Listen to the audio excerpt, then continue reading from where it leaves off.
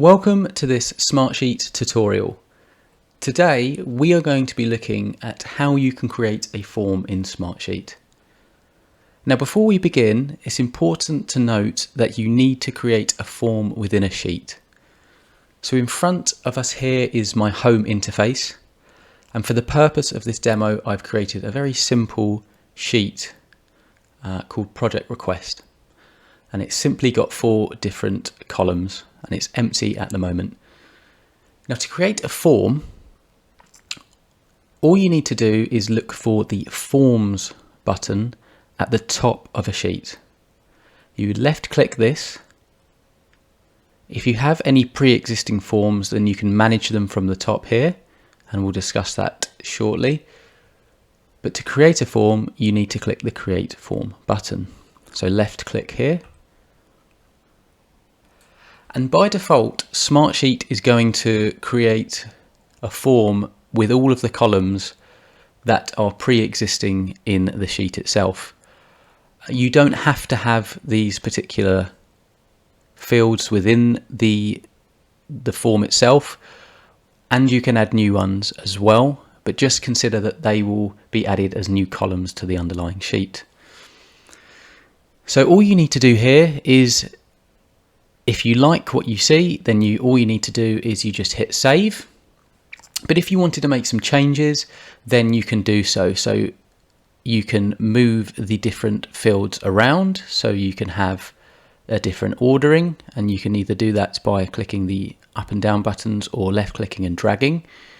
You can delete individual fields if you wanted to, using the remove icon on the right hand side there.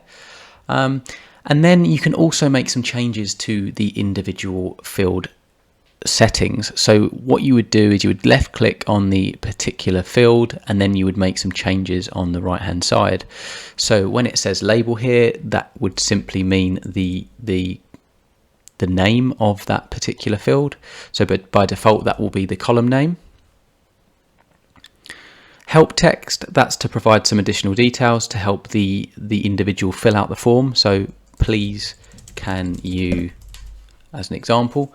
If you click required, then that will mean that the form cannot be submitted unless there's text that has been entered or data entered into that particular field. Hidden, as the name suggests, you won't see it on the form. You can have a multi-line text box or a single line text box, and that's really just to give more space on the form itself, so it can suggest that more information is required. And a default value is what is going to load initially on the form itself, so that can be useful if you know a particular bit of data needs to be kind of included mandatory. So they're the main different fields. There's also some logic, so you can change how some of these fields work by some of the logic that you set up, so they can interact with one another. So when this is entered, then when this field has been populated, this field is no longer required, etc. And some other things you can do here is you can actually add more some visual elements, so dividers, so it just looks visually different. You can add things such as a file upload, so what that would do is the person entering or submitting the form can enter some files. So that's the main aspects of a form. At the top, before you finish, you want to look at the settings. So this is just the general theme and branding, how it looks. You've got some security options here, so who can access this form. You can add captchas to make it reduce your chances of getting spam, and you can also look to change what happens when the form is submitted or completed. And we also have some options to send some of the submissions via email, so you can get some confirmation messages sent to the individual who has submitted the form. At the top here we have active and inactive. That simply means that the link will be live and the form can be accessed. If you click open form, that's going to give you a preview in a separate tab of what it's going to look like when it's all finished. And I'm going to close that off. And share will provide you with some of the abilities to share this particular form with different individuals and stakeholders. Now when you're all finished, you would just simply save. I believe the save option is automatically saved. I've got auto save on. So this is saved for me. I'm going to click back. And then, as previously mentioned, when you click manage forms, this is the new form I've just created, and you can see it is active. We haven't got any submissions at the moment. So if you wanted to change any of your forms that you've created, you would just go into here. You would left click, and it's going to bring you back to this interface to make those required changes. So that's how to create a new form. As I say, it's going to a sheet, click the form button, and then click create form. And from there, it's just about editing and manipulating the form to meet your needs.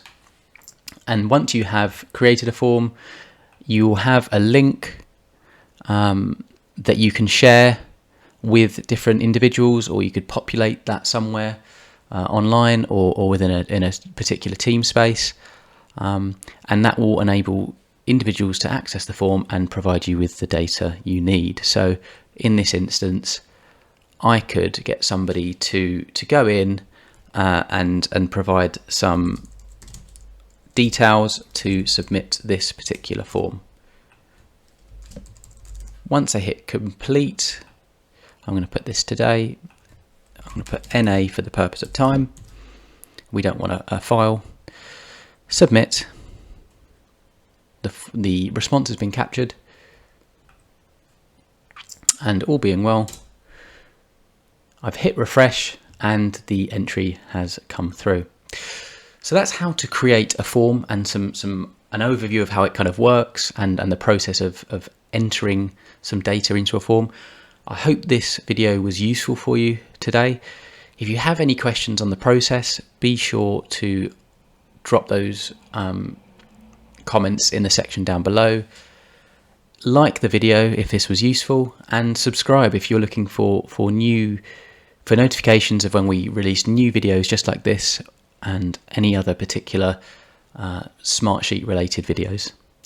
Now I hope you have a wonderful day.